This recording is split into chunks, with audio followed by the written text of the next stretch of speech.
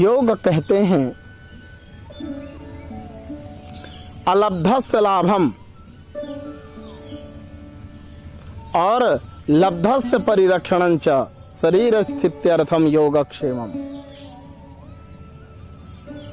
योग किसे कहते हैं?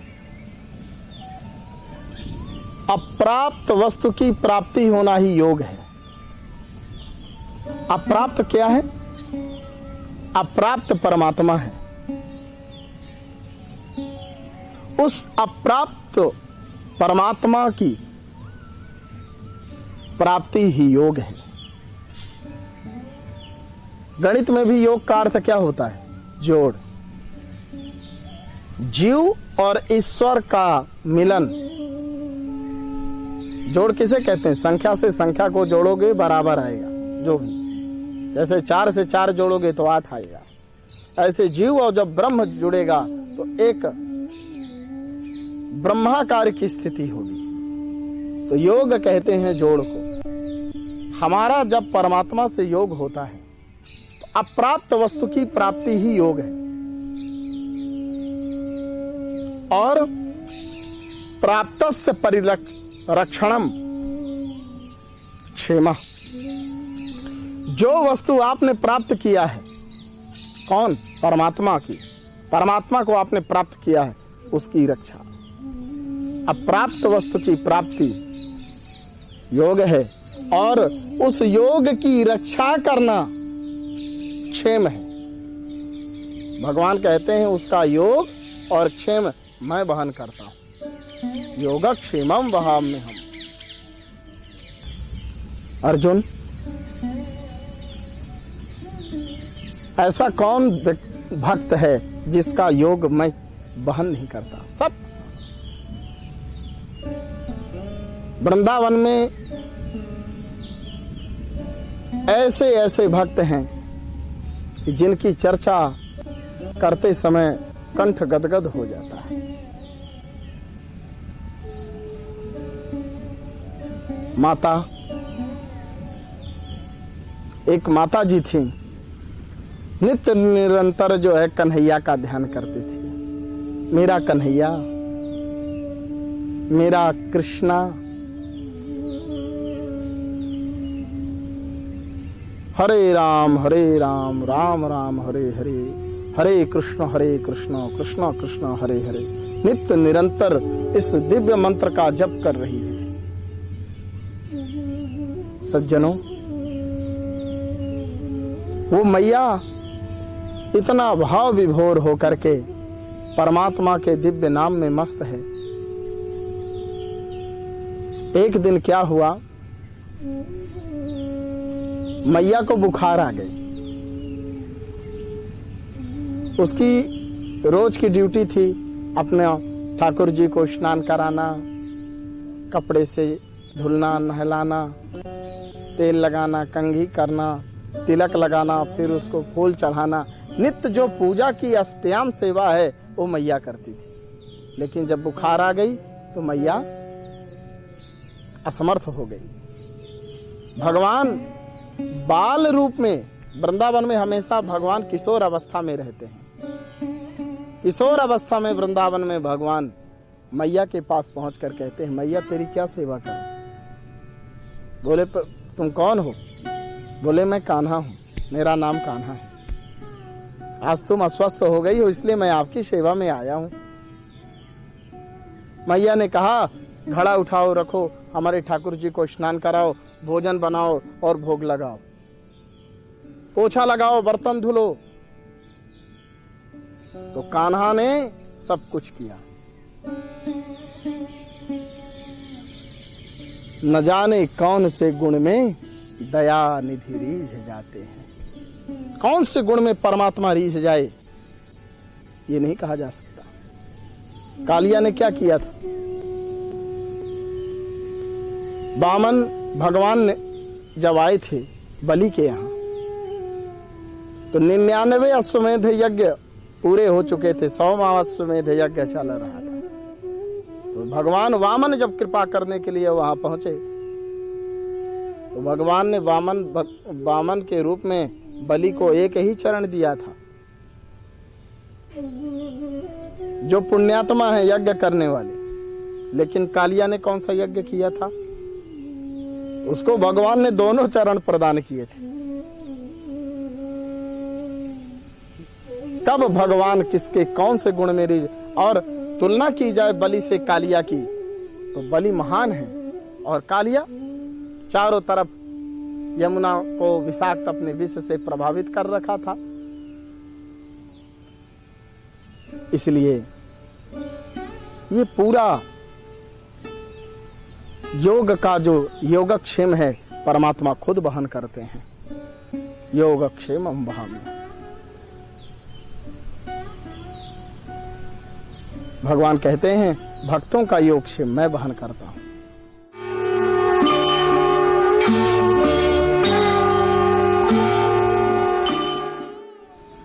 श्री राधे गोपाल भज मन श्री राधे, श्री राधे गोपाल भज मन श्री राधे, श्री राधे गोपाल राधे, श्री राधे गोपाल राधे, श्री राधे गोपाल भज मन श्री राधे।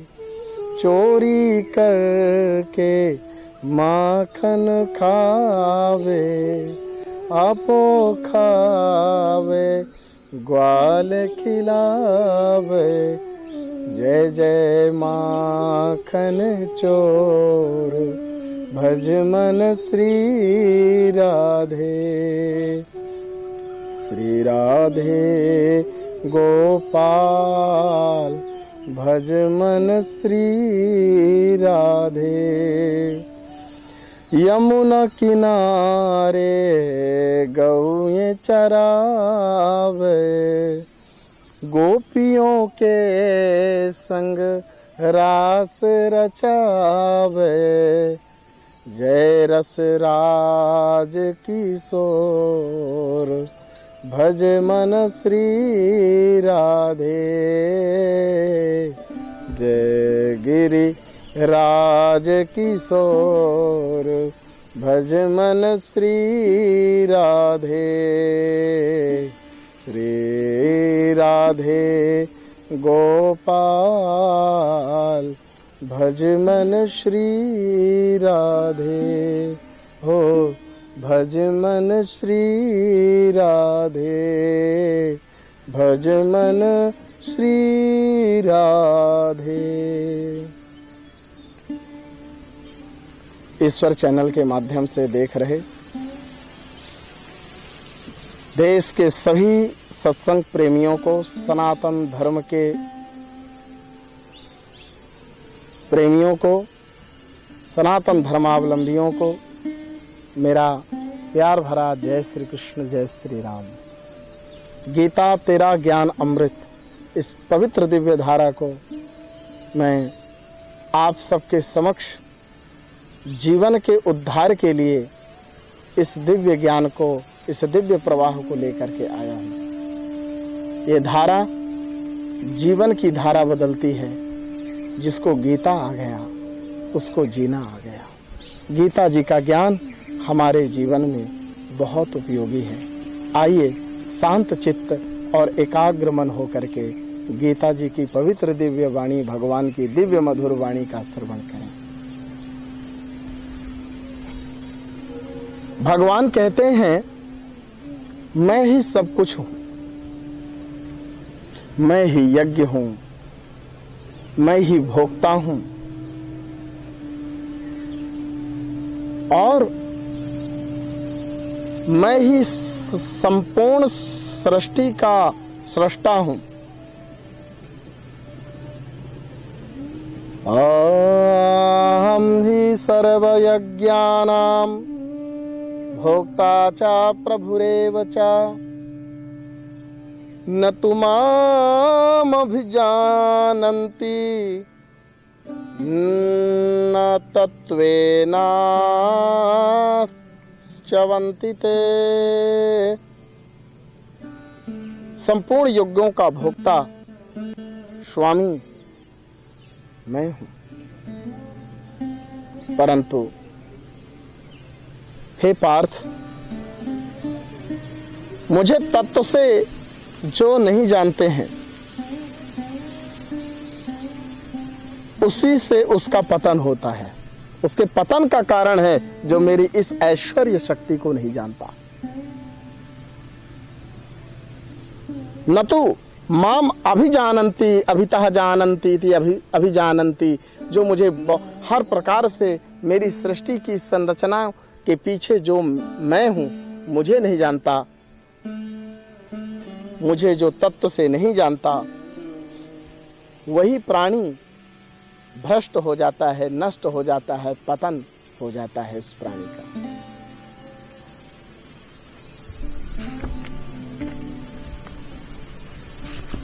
पार्थ, जो भक्त भाव से श्रद्धा से जो मुझे अर्पित कर देता है, श्रद्धा किसे कहते हैं? गुरु वाक्ये सुविश्वासा श्रद्धा। गुरु जी के पवित्र मुखारविंद से निकला हुआ जो शब्द है ना, वो विश्वास ही, वो श्रद्धा, वही विश्वास ही श्रद्धा है। माता सबरी ने अपने गुरु मतंग के वचनों का अनुशीलन जो किया था, अपने गुरु के वाक्यों का पालन सही ढंग से यदि इतिहास में किसी ने किया, वो हमारी सबरी माता है।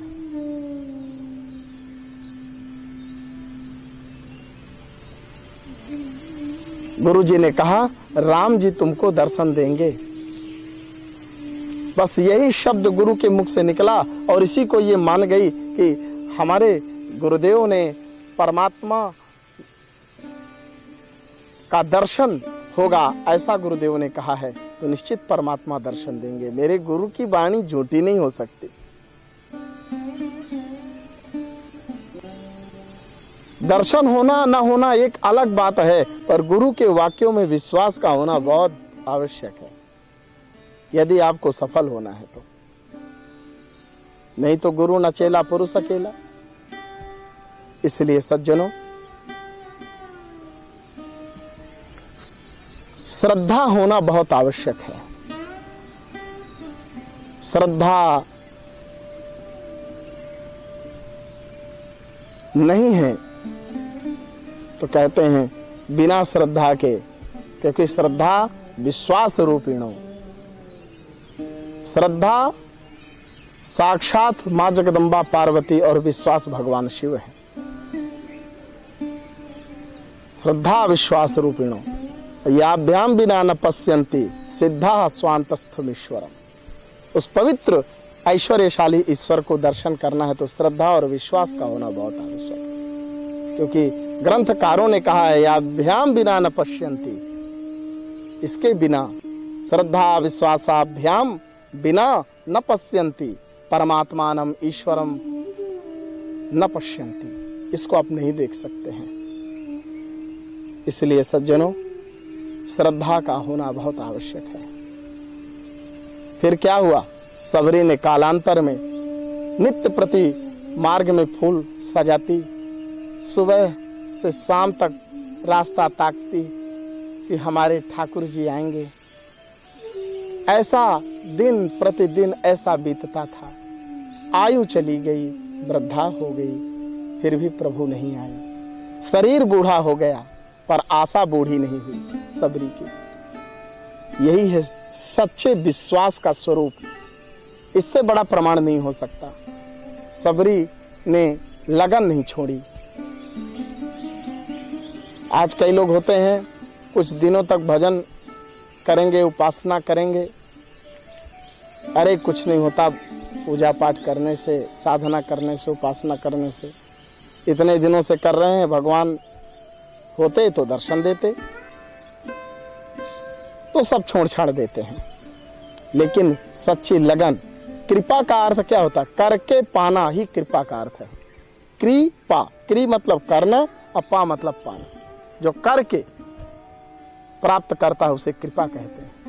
गुरु की कृपा, मतंग ऋषि की कृपा माता सबरी पर हुई और ये कहा तुम खुद करना, और सबरी ने श्रद्धा की और करके भगवान श्री राम का दर्शन कर लिया। एक दिन भगवान राम आ गए। श्रद्धा मत तोड़ना, विश्वास मत तोड़ना। तैल धारा अवच्छिन्न जो भक्ति है वही परमात्मा का साक्षात्कार कराती है।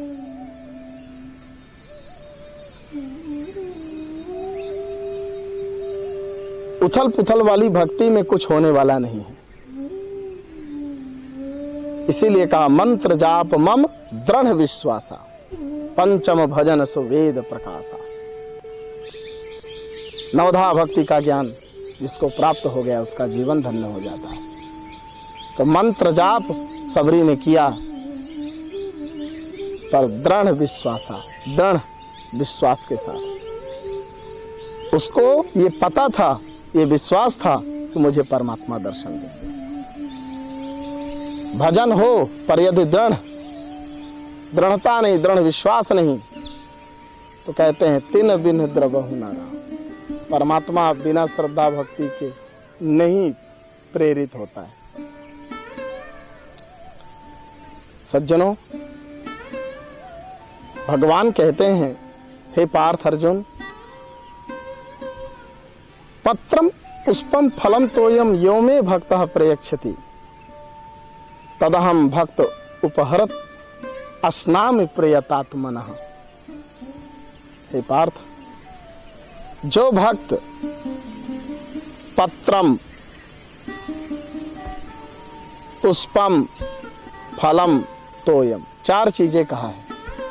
पत्ता कहा, चलो पत्ता ना मिले चढ़ाने को तो पुष्प, चलिए पुष्प भी ना मिले चढ़ाने को तो फल, चलो भाई धन का अभाव है, फल खरीदने को पैसा नहीं है, तो भगवान ने कहा जल तो सर्वत्र सुलभ है ना।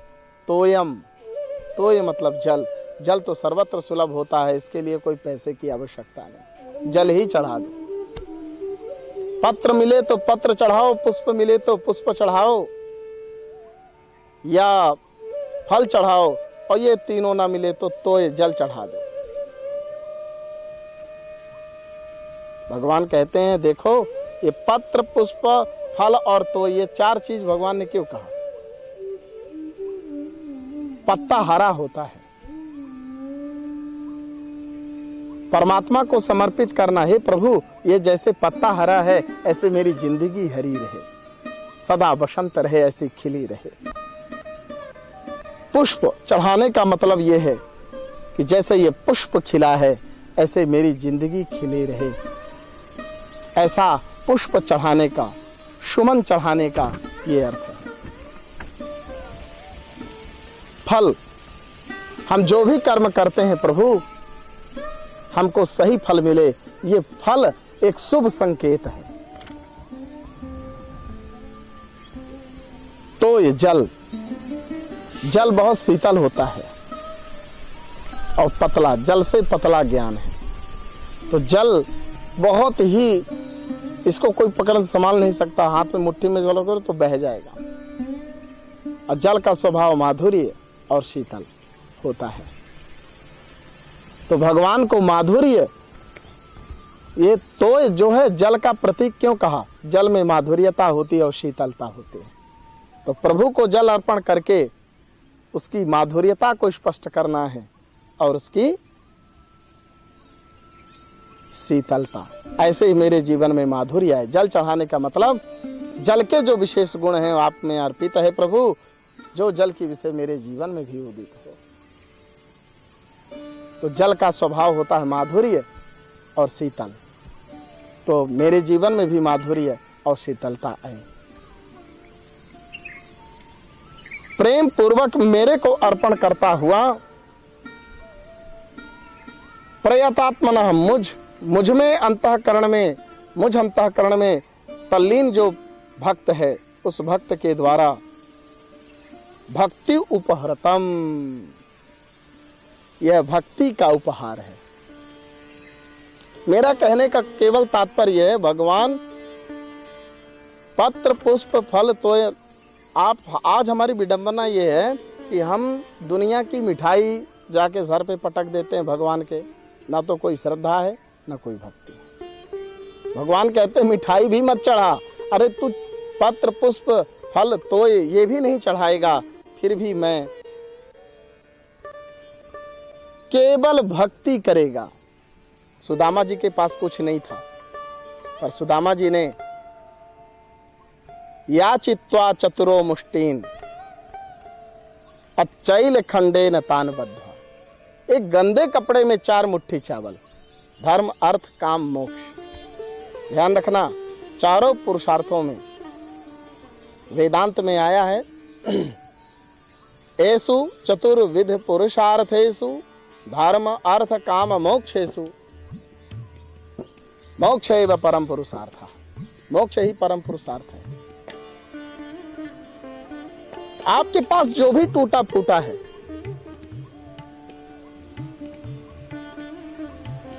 वो जो गंदे कपड़े में बांधने का भाव, चैल खंडे न तान बद्ध्वा, तान तंडुलान चैल खंडे न बद्ध्वा, बांध करके और पुटकी लेकर के गए थे भगवान द्वारिकाधीश ने। 2 मुट्ठी चावल खाए। सज्जनों, परमात्मा भक्ति के द्वारा लाए हुए पदार्थ को स्वीकार करते हैं। भक्ति के द्वारा जो पदार्थ जो भक्त लेके आता है उसे स्वीकार करता है।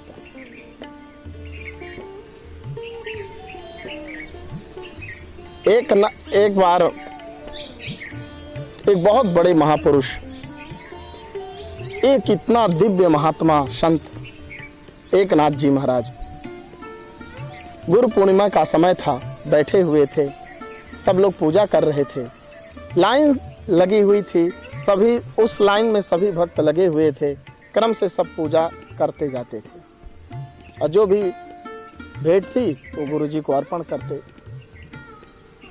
एक भक्त बहुत गरीब था, तो जो स्वामी जी के शिष्य लोग हैं, चल इधर किनारे। जब एकनाथ जी ने दृष्टि देखी तो हाथ कप रहा था, बड़ी बूढ़ी माता थी, हाथ कप रहा था, वीआईपी लोग लगे थे। संतों के दृष्टि में कोई ऊंचा नीचा नहीं होता, पर जब उनके शिष्य के द्वारा वो बुढ़िया हटाई जा रही थी, तब संत ने देखा, एकनाथ जी ने देखा, कहा, अरे राम राम, ये क्या कर रहे हो? ये तो मेरी भक्त है, हाथ कप रहा है, शरीर जर्जर है, पर विश्वास कितना तीव्र है। अपने हाथों से गक्कड़ बना के लाई थी, बड़ी बड़ी सेठानियां, बड़े बड़े सेठ खड़े थे, एक से एक मालपुआ, रबड़ी, मलाई और सब लिए हुए। एकनाथ जी ने कहा, नहीं, हमको ये सब पसंद नहीं है, ये बूढ़ी माता के द्वारा बनाए हुए गक्कड़ में जो स्वाद होगा ये इसमें नहीं होगा। तो मालपुआ जब उठाया, एक हाथ से मालपुआ, एक हाथ से, तो मालपुआ को जैसे ही दबाया तो उसमें खून निकल रहा। मालपुआ, क्योंकि बड़े लोगों के पास जो पैसा होता है ना साहब, गरीबों का धन हड़प करके बड़े बनते हैं, गरीबों का धन खा करके और बेईमानी से कमाए हुए धन में दूसरे का खून चूस करके वो व्यक्ति बड़ा बनता है। दुनिया को दिखा दिया एकनाथ जी ने, जब मालपुए को ऐसे पकड़ के दबाया तो खून निकलने लगा। ये मालपुआ मीठा तो है, पर ये किसी अनर्गल कमाई के द्वारा ये धन है। और जब उस रोटी को, सूखी रोटी को उठाया, गक्कड़ को उठाया, उसमें उसको जब दबाया तो प्रेम की सुगंध उत्पन्न हो। एकनाथ जी ने उस बुढ़िया की सूखी रोटी खाई। कहने का भाव ये है, पदार्थ में प्रेम होना चाहिए। हम लोग भगवान को, हम बहुत बड़े आदमी हैं, बड़े अकड़ के जाते हैं परमात्मा के पास मंदिर में और ऐसे पैसा फेंकते हैं। अरे जो जिसके कारण आप इतने बड़े वैभवशाली हुए उसके सामने पैसा क्या फेंकते? इसलिए ये सब कुछ परमात्मा के सामने दिखावे में नहीं करना चाहिए। मेरा कहने का भाव ये है कि श्रद्धा और विश्वास, और उस श्रद्धा विश्वास में भक्ति, भगवान यही कह रहे हैं,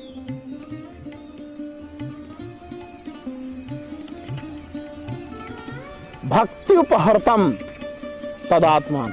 भगवान कहते हैं जो भक्ति से उपहृत है, भक्ति के द्वारा उपहृत है, भक्ति उपहृत असनामि प्रयतात्मनः, प्रेम पूर्वक जो लाया हुआ उपहार है। हमें वस्तु की कोई कीमत नहीं है। मेरे सामने उस वस्तु में छिपी हुई भक्ति, छिपी हुई श्रद्धा, छिपा हुआ विश्वास। परमात्मा वस्तु नहीं देखता, उसमें श्रद्धा और विश्वास देखता है। जैसे एक नाथ जी ने मालपुआ छोड़ करके और बुढ़िया की सूखी गक्कड़ का भोग लगाया, ऐसे ही परमात्मा, क्योंकि उस सेठाइन के द्वारा लाए हुए उस पदार्थ में श्रद्धा और भक्ति की बू नहीं थी, श्रद्धा और भक्ति नहीं थी। और बुढ़िया में बड़ी श्रद्धा से बिचारी बनाई थी, जो संतों को अर्पण करने के लिए लाई थी।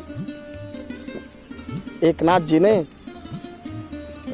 ही नहीं, कोई भी हो, हमारे परमात्मा वस्तु नहीं देखते, वस्तु में निहित भक्ति देखते हैं।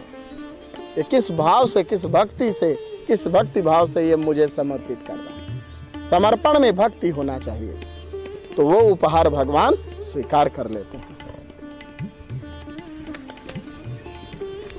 भगवान के पास जब भी जाओ, रिक्त पाणी न गच्छे राजानम देवनम गुरु।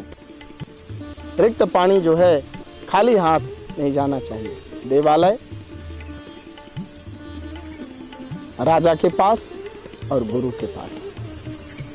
क्योंकि शिष्य भी, प्राचीन काल की एक श्रुति है वेद में कि पहले बहुत गरीब हुआ करते थे ब्राह्मण लोग, और ज्ञान लेने के लिए जब गुरु के पास जाते थे तो श्रुति है, समित पाणिम श्रोत्रिय ब्रह्मनिष्ठ। गुरुजी हवन करते हैं तो चलो लकड़ी लेके चलते हैं, गुरुजी लकड़ी लेके आए हैं, कुछ ज्ञान दे दीजिए। और अंतेवासी बन करके गुरुजी ज्ञान दिया करते थे। ये प्राचीन परंपरा थी। तो श्रद्धा की विशेष बात मैं कह रहा हूं, इसलिए भगवान भक्ति के द्वारा दिया हुआ उपहार ही स्वीकार करते हैं। भाव का भूखा हूं मैं, भाव ही बस सार है, भाव से मुझको भजे तो भव से बेड़ा पार है, भव से बेड़ा पार है। अन्न धन और वस्त्र भूषण कुछ न मुझको चाहिए, भक्तों के लिए होता मेरा अवतार है, होता मेरा अवतार है।